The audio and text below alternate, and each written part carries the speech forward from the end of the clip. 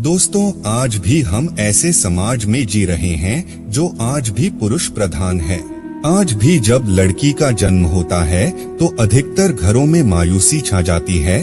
और मित्रों, यह और कुछ नहीं बल्कि हम मनुष्यों की अज्ञानता है।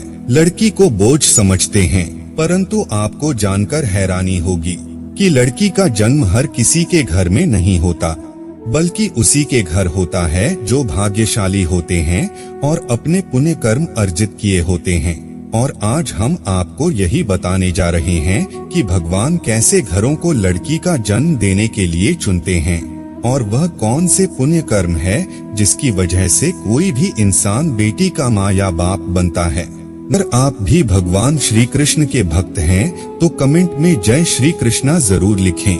तो चलिए शुरू करते हैं आज की प्रस्तुति। दोस्तों, भगवान श्री कृष्ण से अर्जुन पूछते हैं कि माधव, किन कर्मों के कारण किसी के घर पुत्री धन की प्राप्ति होती है, अर्थात कैसे घरों में बेटियों का जन्म होता है।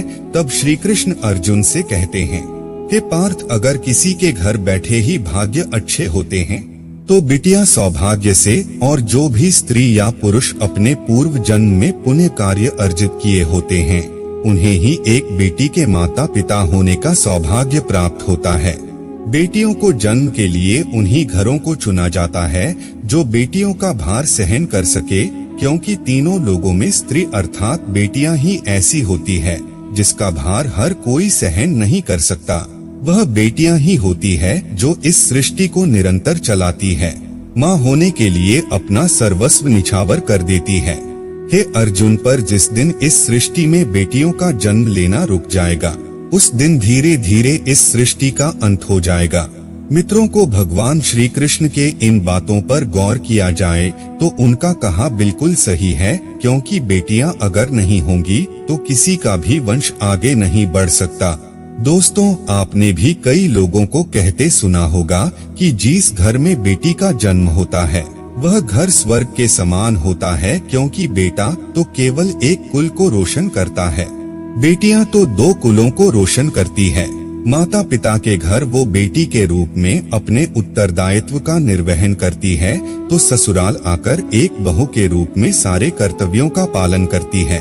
दोस्तों, आजकल आप सुनते ही हो, बेटी या बहू परिवार में किसी के मर जाने पर उसका पिंडदान नहीं कर सकती, लेकिन यह बिल्कुल भी सही नहीं है, क्योंकि रामायण में बताया गया है कि प्रभु श्री राम के पिता राजा दशरथ की मृत्यु हो गई तो माता सीता अर्थात राजा दशरथ की बहू ने ही उनका पिंडदान किया था, जिससे उन्हें जन्म मरण के चक्र से मुक्ति मिल गई थी।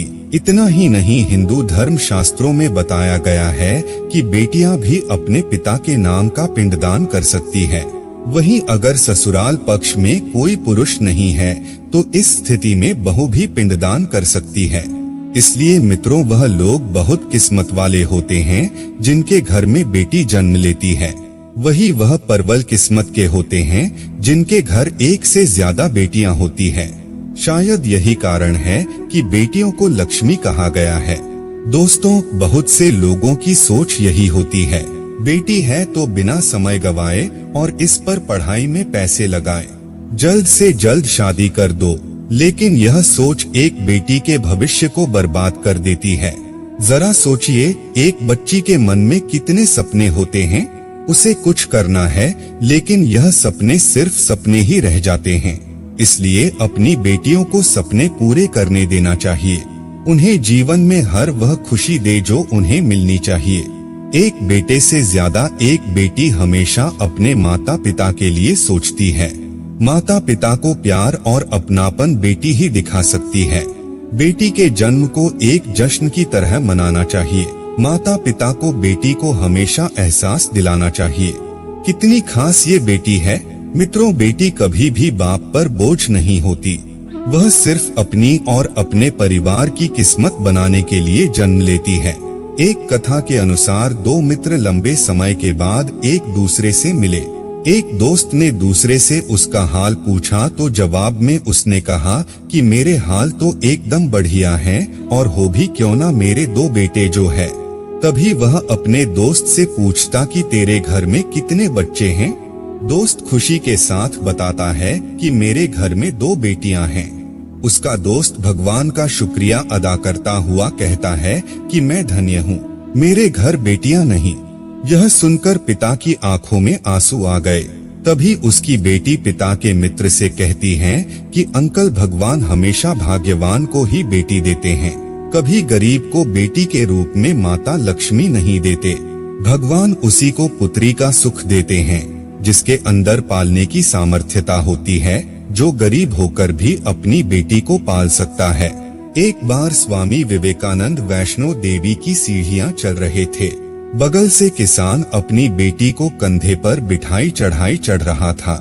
तभी स्वामी विवेकानंद ने कहा कि बाबा, आपकी बेटी का बोझा आपको लग रहा होगा, इसको मैं उठा लेता हूँ और माता वैष्णो के दरबार तक ले चलता हूँ।